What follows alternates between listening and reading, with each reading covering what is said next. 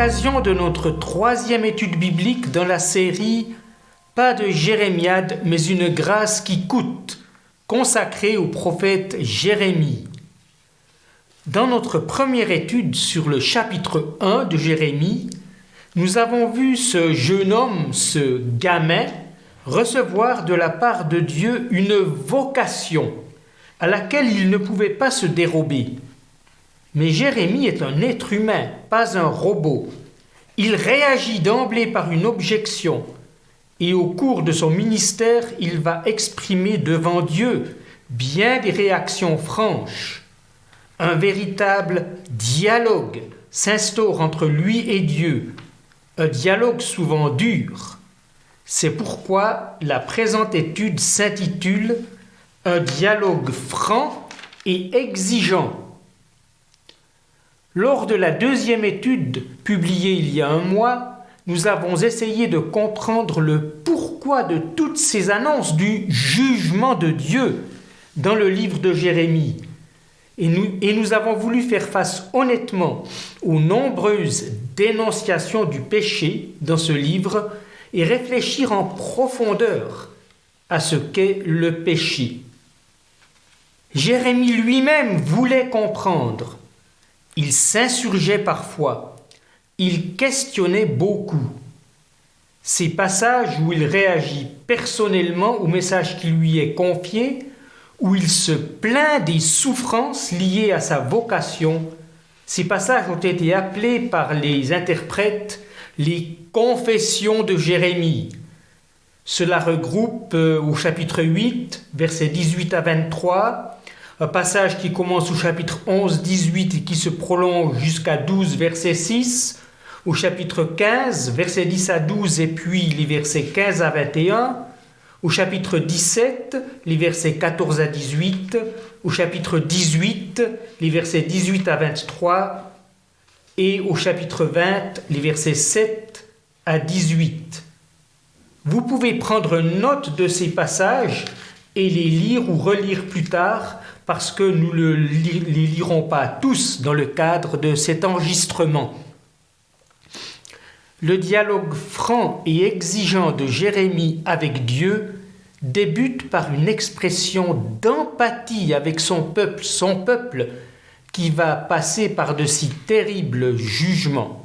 C'est pourquoi mon premier point, c'est empathie. Nous lisons Jérémie chapitre 8, versets 18 à 23. La douleur me submerge, mon cœur est affligé. La communauté de mon peuple pousse des cris plaintifs depuis un pays éloigné. L'Éternel, gémit-elle, n'est-il plus en Sion? Son roi n'est-il plus là? Dieu répond: Ah, pourquoi m'ont-ils irrité par leurs statues taillées, par ces dieux inutiles et étrangers? Jérémie reprend la parole. Elle est brisée, la communauté de mon peuple. J'en suis brisé. Oui, j'en suis accablé, en proie à la consternation. N'y a-t-il pas de baume en Galade? N'y a-t-il pas de médecin? Pourquoi ne voit-on pas guérir la communauté de mon peuple? Je voudrais que ma tête soit changée en fontaine et que mes yeux deviennent une source de larmes, que, nuit et jour, je pleure sur les victimes de la communauté de tout mon peuple. Jérémie pose une question en pourquoi. Pourquoi ne voit-on pas guérir la communauté de mon peuple? Ce n'est pas le seul pourquoi qui va obséder Jérémie. Pourquoi n'y a-t-il pas, dans les paroles que Dieu révèle à Jérémie, une perspective de restauration pour bientôt? Mais surtout, Jérémie pleure avec son peuple, ou plutôt, il pleure d'avance, alors que les malheurs annoncés ne sont pas encore arrivés et que le peuple vit dans l'insouciance. Je voudrais que ma tête soit changée en fontaine et que mes yeux deviennent une source de larmes, que nuit et jour, je pleure sur les victimes de la communauté de tout mon peuple. Ce qu'il faut savoir, c'est que cette empathie avec les souffrances du peuple ne va pas durer. Dans la suite du livre, le ton change. Jérémie va se rapprocher du point de vue de Dieu. Le jugement est juste et nécessaire, car le peuple va très loin, toujours plus loin, trop loin, dans la surdité à Dieu et l'obstination. Peut-on dire que Jérémie entre de plus en plus en empathie avec Dieu, ou est-ce qu'il s'aigrit? Il y a peut-être même un peu des deux. Car dans les confessions qui suivent, il parle des persécutions qu'il subit. Et nous lisons à présent le passage suivant, qu'on a appelé Confession de Jérémie. Jérémie, chapitre 11, versets 18 à 23. L'Éternel m'en a informé, je l'ai donc appris. Il m'a fait voir leurs agissements. J'étais comme un agneau docile qu'on mène à l'abattoir, et je ne savais pas que c'était contre moi qu'ils concevaient de tels projets, disant « Abattons l'arbre pendant qu'il est en sève, supprimons-le du monde des vivants, et qu'on ne s'en souvienne plus. » Ô Seigneur des armées célestes, tu es un juste juge, et tu éprouves le cœur et les pensées. Que je vois donc comment tu les rétribueras. En effet, c'est à toi que j'ai remis ma cause. C'est pourquoi, voici ce que déclare l'Éternel au sujet des hommes d'Anathoth qui veulent te tuer et qui disent « Ne prophétise pas au nom de l'Éternel, sinon nous te tuerons. » Oui, c'est pourquoi voici ce que déclare le Seigneur des armées célestes. Je vais sévir contre eux. Leurs jeunes gens périront par l'épée. Leurs fils et leurs filles mourront par la famine, et il n'en restera aucun. Je ferai venir le malheur sur les gens d'Anathoth dans l'année de leur châtiment. La persécution vient des gens d'Anathoth, autrement dit, ceux avec qui Jérémie a grandi dans cette bourgade qui était une ville lévitique, autrement dit réservée aux descendants de Lévi, plus spécifiquement aux descendants d'Aaron avec rang de prêtre, même si ceux d'Anathoth n'officiaient plus au temple de Jérusalem, comme nous l'avons vu lors de notre première étude. Jérémie ne se doutait même pas de ce que les gens disaient dans son dos, ou quand il entendait des expressions comme « abattons l'arbre pendant qu'il est en sève », il ne comprenait pas que c'était lui qui était visé. C'est Dieu lui-même qui le lui a révélé. Verset 18, « L'Éternel m'en a informé, je l'ai donc appris. »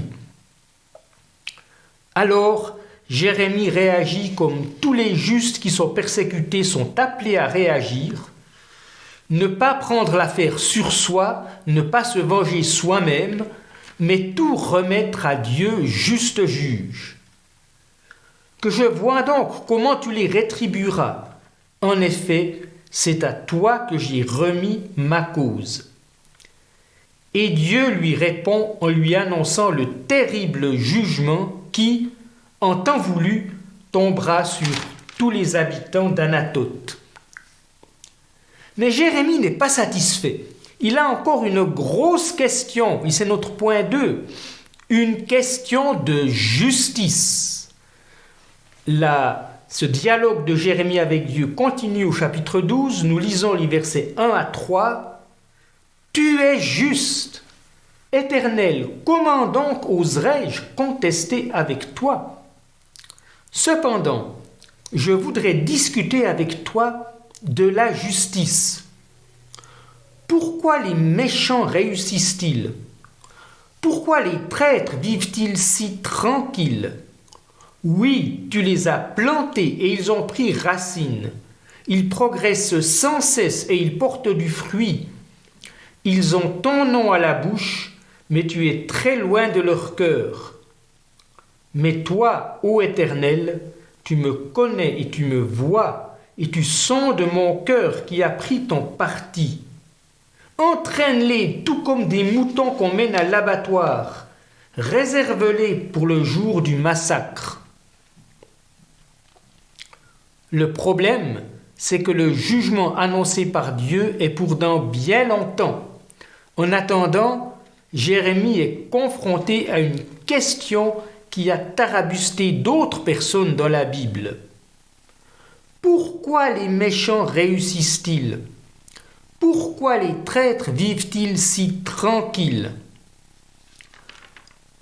Pourquoi ceux qui s'attachent à Dieu sont-ils persécutés alors que les bénédictions que Dieu a promises aux justes sont le lot des gens les plus cyniques et les plus pervers? Il y a ce verset 2, début du verset 2. Oui, tu les as plantés et ils ont pris racine. Ils progressent sans cesse et ils portent du fruit. C'est exactement ce qui est promis aux justes. Dans le psaume 1, il prospère comme un arbre planté près d'un cours d'eau. Il donne toujours son fruit lorsqu'en revient la saison. Son feuillage est toujours vert. Tout ce qu'il fait réussit. C'est là un scandale difficile à dépasser, que ce verset semble s'appliquer maintenant aux méchants. Or, la réponse de Dieu nous prend au dépourvu, versets 5 et 6. Si déjà tu t'épuises en courant avec des piétons, comment donc tiendras-tu en courant avec des chevaux? S'il te faut un pays tranquille pour ta sécurité, qu'adviendra-t-il de toi lorsque tu feras face à la crue du Jourdain? Car même les gens de ta parenté, de ta propre famille, sont traîtres envers toi, et ils crient bien fort contre toi. Ne te fie pas à eux, même quand ils t'adressent des propos bienveillants. Au lieu de répondre à la question de Jérémie, qui est aussi la nôtre, Dieu lui dit en gros, « Tu en verras encore des pires, autant te préparer. » Il faudra t'aguerrir, mon Dieu. Il faudra t'aguerrir, mon vieux. Et dans l'immédiat, par rapport à ta propre famille, apprendre à te tenir sur tes gardes, à peser chaque mot, chaque geste, soit de toi, soit des autres. Tu ne peux plus être en confiance chez les tiens. Se montrer méfiant pour survivre, c'est la condition de bien des gens encore aujourd'hui. Jérémie a eu de l'empathie pour ce peuple qui s'obstine dans le péché et à qui Dieu annonce de si terribles jugements. À cause de sa vocation, il s'est trouvé en but au projet meurtrier de sa propre famille de prêtres. Il a alors adhéré de tout cœur au message de jugement de ce Dieu qui promet de rétablir la justice à l'avenir, de punir le méchant qui prospère aujourd'hui.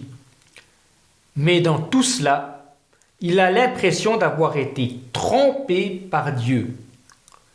À un moment donné, il en vient à dire « Là, je ne joue plus ». Et c'est notre troisième point. Trop, c'est trop.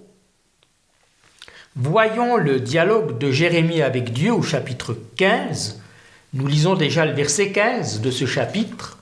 « Toi, tu sais, Éternel, soucie-toi donc de moi et interviens pour moi. Fais-leur payer à ces gens qui me persécutent. Ne permets pas que je pâtisse de ta patience, entendre de ta patience envers les ennemis. Regarde, c'est pour toi que je subis l'opprobre. » Jérémie a compris que si les jugements de Dieu ne s'abattent pas tout de suite sur ses persécuteurs, c'est parce que Dieu est patient. Mais en attendant, dans cette longue patience, le dindon de la farce, c'est lui, Jérémie. Il dit « Ne permets pas que je pâtisse de ta patience. Je suis à bout. Pense une fois à moi, au lieu de reculer encore et toujours le jour où ta justice s'exercera envers mes tourmenteurs. » Et Jérémie rappelle à Dieu son attachement sincère à lui, attachement qui est maintenant en train de lui coûter plus qu'il ne peut en supporter. Verset 16. « Dès que j'ai trouvé tes paroles, je les ai dévorées. Tes paroles ont fait ma joie et mon bonheur, car je porte ton nom, ô Éternel, Dieu des armées célestes. » Quelle joie que de recevoir et de méditer les paroles mêmes de Dieu avant de les retransmettre. Et ceci, même quand elles sont au départ dures à avaler. Quel privilège que de porter le nom de Dieu. Et dans la nouvelle alliance, si nous appartenons au Christ, eh bien nous portons le nom du Christ. Oui, mais ce nom de Dieu, le nom divin, la relation d'alliance avec Dieu, c'est parfois lourd à porter pour nous simples humains. Car porter ce nom, ça a un coût, la solitude.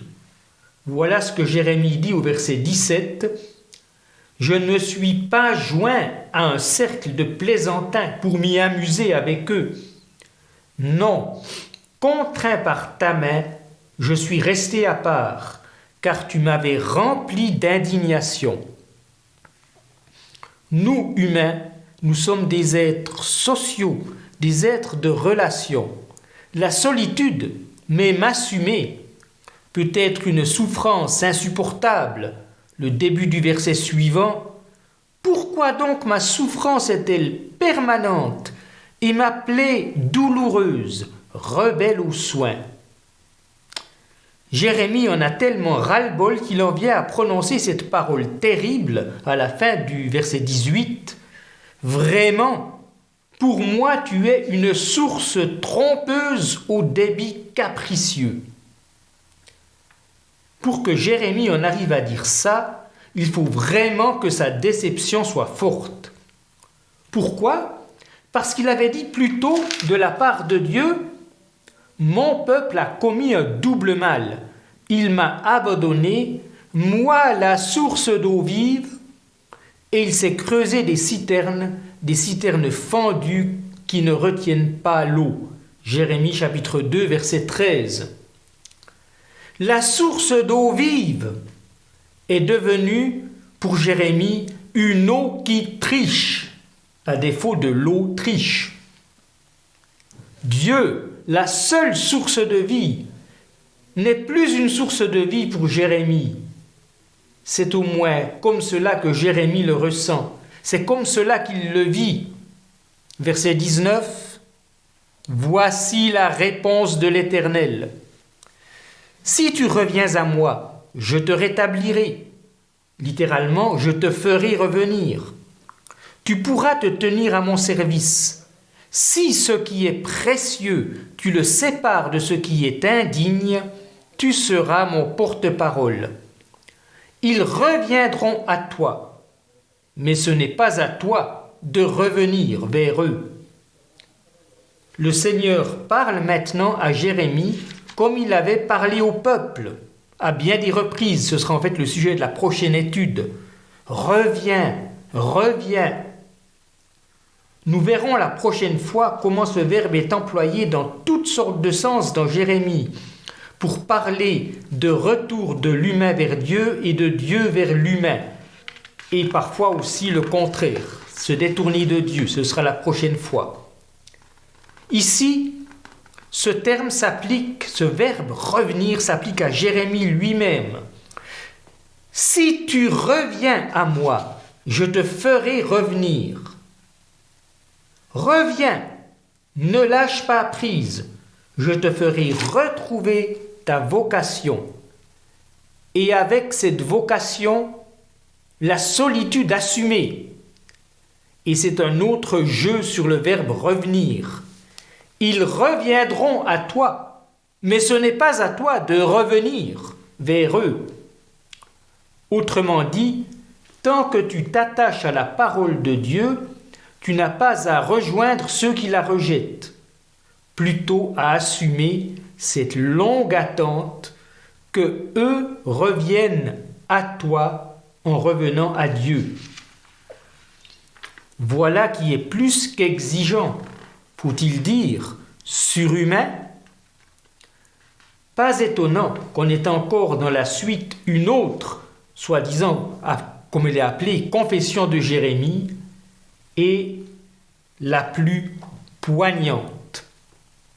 J'intitulerai ce dernier point « Tous les états d'âme ». Oui, Jérémie passe d'une extrême à l'autre. C'est au chapitre 20 qu'il y a cette dernière confession. Elle est en deux parties. Et la première partie, c'est un chemin de l'ombre à la lumière. Jérémie 20, versets 7 à 13. « Tu m'as séduit, ô Éternel, et je me suis laissé séduire. Tu as usé de force à mon égard, et tu l'as emporté. À longueur de journée, je suis un objet de risée. Tous se moquent de moi. Chaque fois que je parle, c'est pour crier très haut. J'annonce la violence et la dévastation. À longueur de journée, ta parole éternelle m'attire des outrages et des insultes. Et lorsque je me dis, je veux oublier sa parole et je ne parlerai plus en son nom, il y a dans mon cœur comme un feu qui s'embrase, enfermé dans mes os. Je m'épuise à le contenir et n'y arrive pas.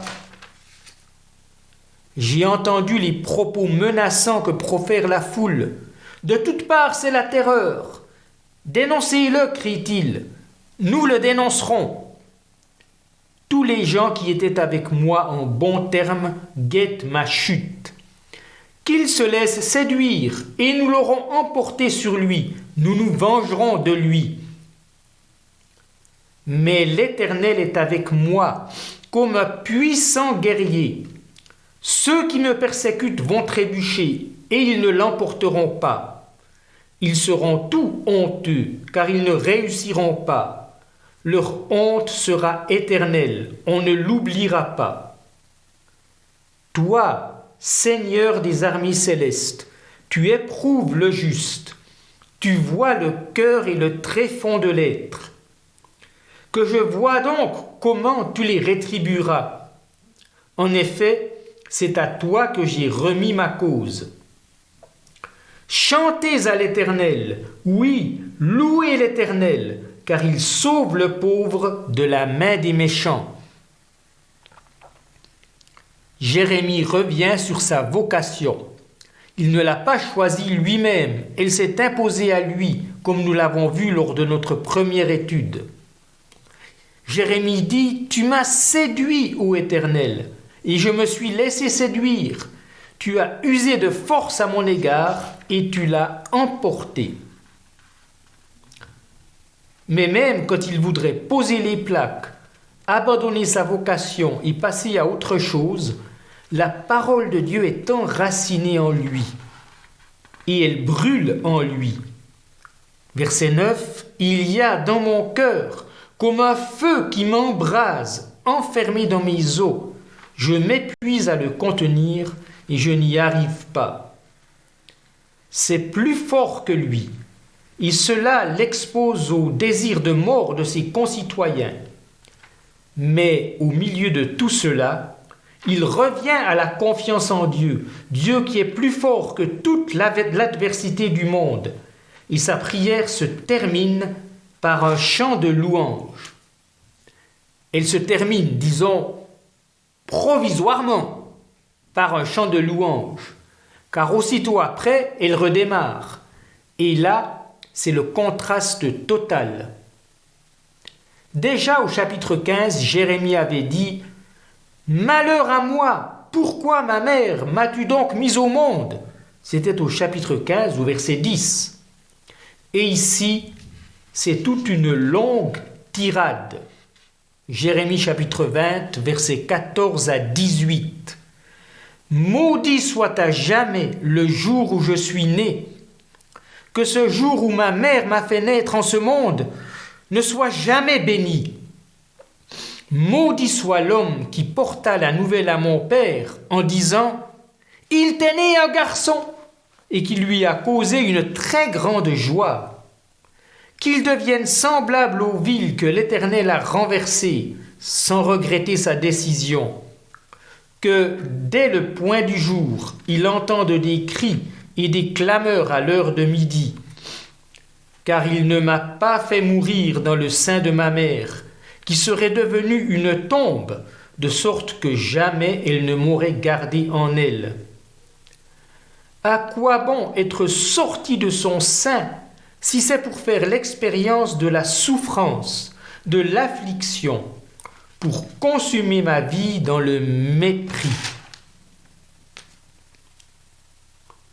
Désirer ne jamais être né, c'est au moins désirer mourir, plus fort encore, vouloir tirer un trait sur toute l'existence passée qui pourtant a eu lieu, vouloir effacer ce qui ne peut l'être, vouloir faire un reset et remplacer sa vie par une page vide. D'autres dans la Bible ont prié comme ça, dont notamment Job. Le chapitre 3 de Job ressemble beaucoup à ce passage de Jérémie. Ici, Dieu ne répond pas. Peut-être n'y a-t-il rien à répondre. Mais cette prière est enregistrée. Elle figure dans la parole de Dieu qui nous a été transmise par écrit.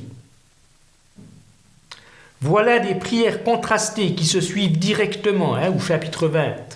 L'une se termine par un chant de louange, l'autre sur un désir de n'avoir jamais existé.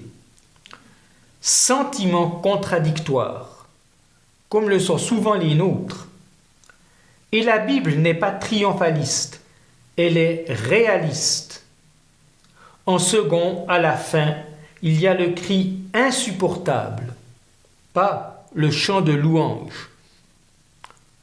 Toujours est-il que Jérémie a encore vécu et qu'il a remis le pied à l'étrier de sa mission. Pris par sa vocation, il n'a tout de même pas fait l'économie d'un vrai dialogue avec Dieu, un dialogue exigeant. Et les réponses de Dieu ont été particulièrement exigeantes. À Dieu, nous pouvons dire notre empathie pour les humains et prier pour eux quand ils méritent le jugement de Dieu. Nous pouvons aussi lui dire nos réactions d'incompréhension et d'indignation quand les méchants réussissent trop et trop longtemps. Nous pouvons lui dire nos ras-le-bol et même notre désespoir. Pour ne pas en rester là, car Jérémie n'en est pas resté là.